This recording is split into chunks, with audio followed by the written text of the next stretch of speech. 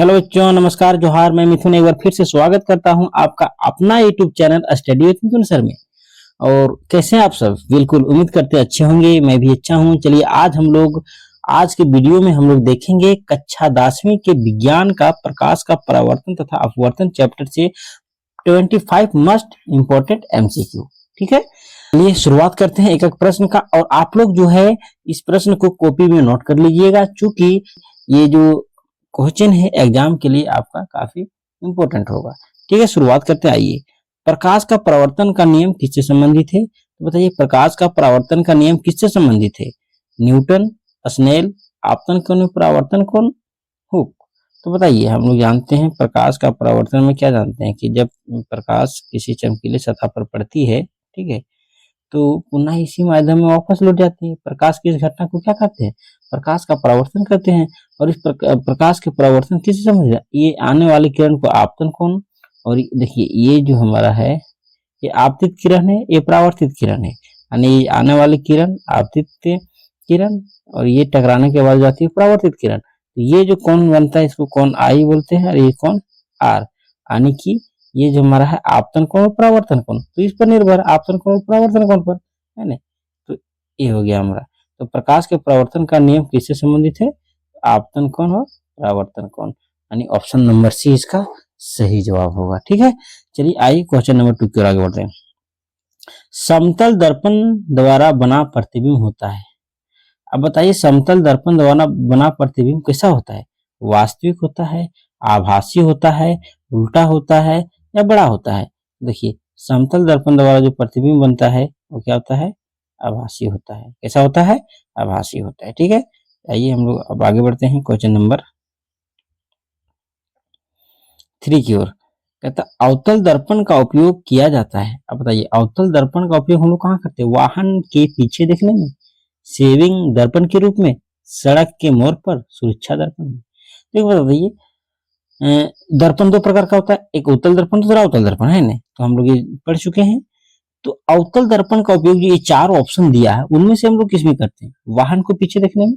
अब बताइए, वाहन को पीछे देखने के लिए जो दर्पण लगा हुआ रहता है, जो हम लोग बैक साइड देखते हैं कि गाड़ी आ रही है, या फिर जैसे कहीं घूमना रहता है, बैक साइड जो लाइट जो लगा रहता है बगल में उसको देख लेते हैं कि कोई आ रहा है नहीं। तो उसमें कौन सा दर्पण रहता है?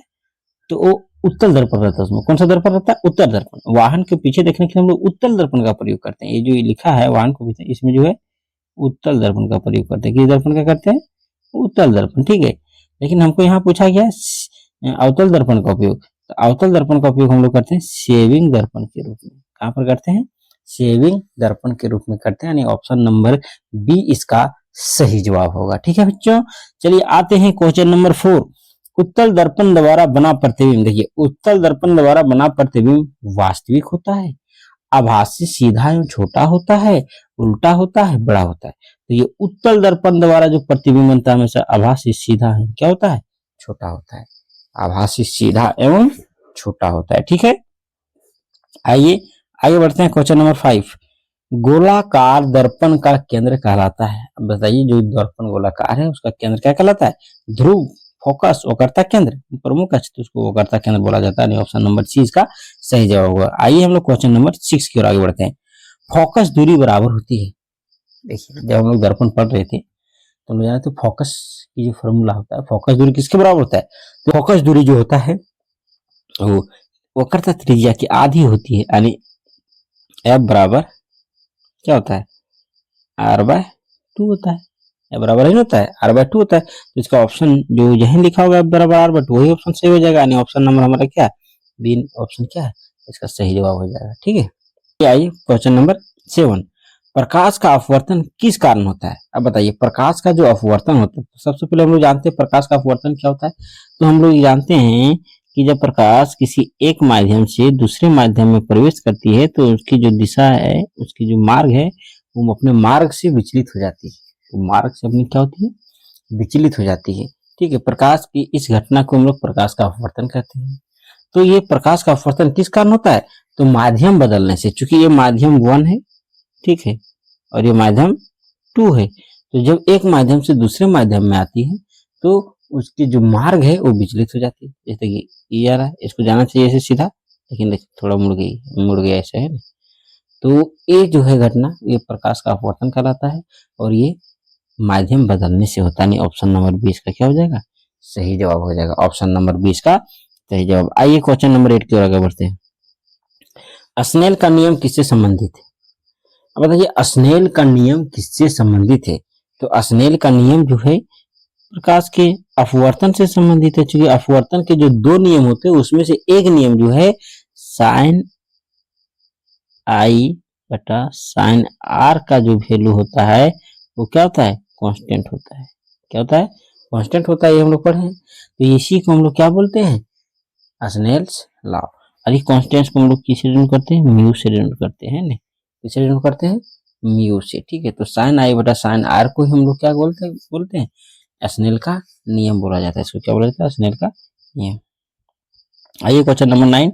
हवा से कांच में जाने पर प्रकाश किरण, देखिए हम लोग ये भी जानते हैं, देखिए प्रकाश की किरण एक माध्यम से दूसरे माध्यम में जाएगी। तो देखिए एक कंडीशन होता है जो अभिलंब की ओर झुकती है और दूसरा कंडीशन होता है एक, मान के चलिए इधर से गया इधर आ गया, अभिलंब से दूर भागता है। ठीक है, ये जो हमारा है प्रकाश की किरण एक माध्यम से, तो देखिए जब माध्यम होता है एक विरल माध्यम एक सघन माध्यम। ठीक है, तो जब विरल माध्यम से सघन माध्यम में जाएगी, मतलब विरल मतलब थोड़ा जैसे हवा हो गया है ना, इस प्रकार से बात हो गया विरल माध्यम, और सघन माध्यम से कांच हो गया, पानी हो गया, तो सघन माध्यम है। तो विरल माध्यम से सघन माध्यम में जाती है प्रकाश तो अभिलंब की ओर झुकती है, लेकिन जब सघन माध्यम से विरल माध्यम की ओर जाती है तो अभिलंब से दूर हटती है। तो ये हवा से कांच, तो हवा हमारा विरल माध्यम है और कांच हमारा सघन माध्यम है। तो एक प्रकाश विरल से सघन में अभिलंब से दूर जाएगी, अभिलंब की ओर मुड़ेगी तो अभिलंब की ओर मुड़ती है। ऑप्शन नंबर 20 का सही जवाब हो जाएगा। ठीक है, आइए क्वेश्चन नंबर 10 पर चर्चा करते हैं। उत्तल लेंस को कहा जाता है, अब बताइए उत्तल लेंस को अपसारी लेंस बोला जाता है, अभिसारी लेंस बोला जाता है, समतल लेंस बोला जाता है, बेलनाकार लेंस बोला जाता है।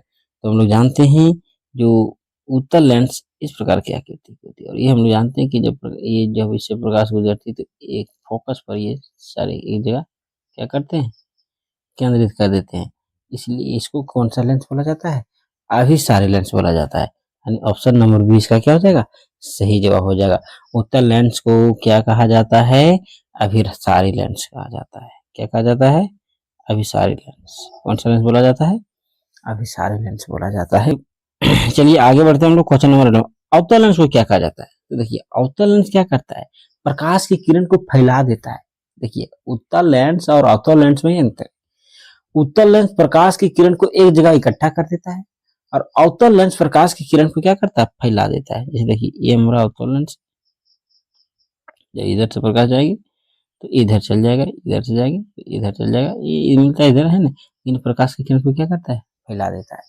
तो प्रकाश की किरण को फैला देता है इसलिए इसको बोला जाता है अपसारी लेंस। क्या बोला जाता है, अपसारी लेंस। यानी ऑप्शन नंबर 20 का क्या हो जाएगा, सही हो जाएगा। अवतल लेंस को क्या कहा जाता है, अपसारी लेंस कहा जाता है। ठीक है, आइए क्वेश्चन नंबर 12। लेंस की क्षमता क्या सही मात्रा क्या होता है, तो हम लोग जानते हैं लेंस की क्षमता क्या सही मात्रा डायोप्टर होता है। क्या होता है, डायोप्टर होता है। ठीक है, आइए क्वेश्चन नंबर 13। 1 डायोप्टर किसके बराबर होता है, तो 1 डायोप्टर यानी 1 पर मीटर के बराबर होता है। ऑप्शन नंबर 20 का सही जवाब हो जाएगा। ठीक है, आइए क्वेश्चन नंबर 14। ये सब इंपॉर्टेंट क्वेश्चन है। क्वेश्चन नंबर 14, उत्तल लेंस की फोकस दूरी क्या होती है? तो देखिए उत्तल लेंस की फोकस दूरी हमेशा क्या होती है, धनात्मक होती है। उत्तल लेंस की फोकस दूरी धनात्मक होती है, लेकिन एक चीज याद रखना, अवतल लेंस की या फिर अवतल दर्पण की फोकस दूरी हमेशा ऋणात्मक होता है। अवतल के कंडीशन यानी अवतल दर्पण हो या अवतल लेंस हो, दोनों में जो है फोकस दूरी हमेशा ऋणात्मक होता है। ठीक है, लेकिन उत्तल लेंस की फोकस दूरी धनात्मक होती है। उत्तल लेंस की फोकस दूरी कैसी होती है, धनात्मक होती है। ठीक है, आइए आगे बढ़ते हैं। अवतल लेंस की, देखिए अगला क्वेश्चन आ गया, अवतल लेंस की फोकस दूरी कैसी होती है, तो अवतल लेंस की फोकस दूरी ऋणात्मक होती है। अवतल लेंस की फोकस दूरी कैसी होती है, ऋणात्मक होती है। आइए हम लोग आते हैं क्वेश्चन नंबर 16।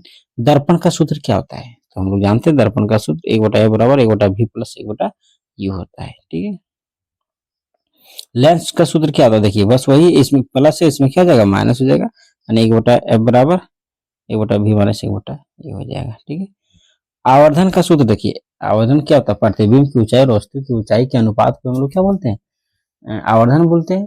और आवर्धन जो होता है ये m बराबर h2/h1 ठीक है, एक प्रतिबिंब की ऊंचाई, दूसरा वस्तु की ऊंचाई का अनुपात, ये होता है m बराबर माइनस v बटा u, ये भी होता है प्रतिबिंब की दूरी और वस्तु की दूरी के अनुपात को भी हम लोग आवर्धन बोलते हैं। तो ये दोनों हो जाएगा, ऑप्शन नंबर सी हो जाएगा, ठीक है, यानी ए एंड बी, ठीक है।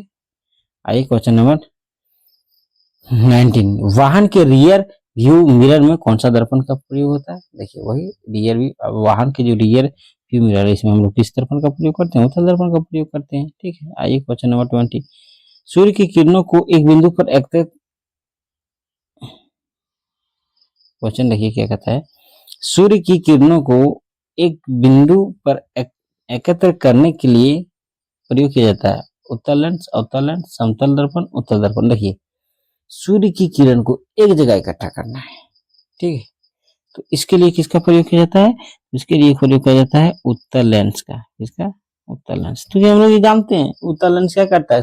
प्रकाश की किरणें को एकत्रित करती है, प्रकाश की किरणें को एक जगह इकट्ठा करती है, तो ये उत्तल लेंस का काम है। सूर्य की प्रकाश की किरणों को एक बिंदु पर एकत्रित करने के लिए प्रयोग किया जाता है। क्वेश्चन नंबर 21, प्रकाश की चाल सबसे अधिक किसमें होती है? प्रकाश की चाल सबसे अधिक वायु में होती है, ठीक है। प्रकाश की चाल सबसे अधिक किसमें होती है? वायु में होती है, ठीक है। यानी ऑप्शन नंबर सी इसका सही जवाब हो जाएगा। आइए क्वेश्चन नंबर 22 पर आते हैं, अपवर्तनांक का मान किस पर निर्भर करता है? देखिए अपवर्तनांक जो होता है वो माध्यम, तापमान, प्रकाश किरण, उपरोक्त सभी, इस सभी पर डिपेंड करता है। ऑप्शन नंबर डी इसका सही जवाब हो जाएगा, ठीक है। आइए क्वेश्चन नंबर 23 की ओर आगे बढ़ते हैं, वास्तविक प्रतिबिंब को प्राप्त किया जा सकता है पर्दे पर, केवल आंख में, दर्पण के पीछे कभी नहीं। तो वास्तविक प्रतिबिंब पर्दे पर प्राप्त किया जा सकता है। कहां पर प्राप्त किया जा सकता है? पर्दे पर प्राप्त किया जा सकता है। ऑप्शन नंबर ए इसका सही जवाब हो जाएगा। आते हैं क्वेश्चन नंबर 24, आभासी प्रतिबिंब होता है, देखिए 24 में क्या था, सॉरी क्वेश्चन नंबर 23 में क्या था, वास्तविक प्रतिबिंब को प्राप्त किया जाता है। तो हम लोग ये जाने कि वास्तविक प्रतिबिंब पर्दे पर प्राप्त होता है।